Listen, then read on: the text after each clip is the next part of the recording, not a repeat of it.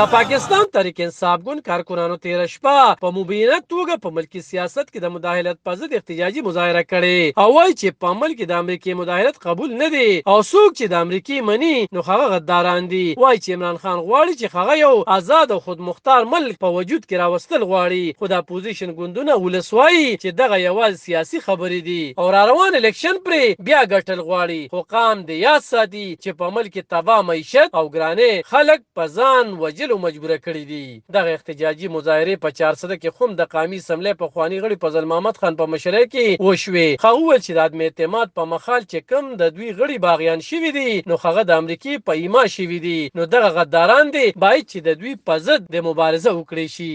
شکر الحمدلله ټول پوهه دا د غلامۍ او د ازادۍ جنګ دی، دا د غدارانو خلاف د محب وطن و خلکو جنګ دی، خاص کر 400 خود پاکستان د جوړېدو نه په دغه گرفت کې ګیره ده. سرحدي ګاندي بیا چاته وي؟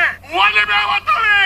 ځکه چې د قید اعظم مخالفت او د هندوستان ملګرتیا وه، خو مونږ خلک دوکه شوي یو، کله په پښتو، کله په اسلام، کله په روټي کپله اور مکان. ملګرو ویښ شئ، د شینګل او د باجره نه روځئ، د عمران خان ملګرتیا وکړئ چې دا ملک هم ودان شي.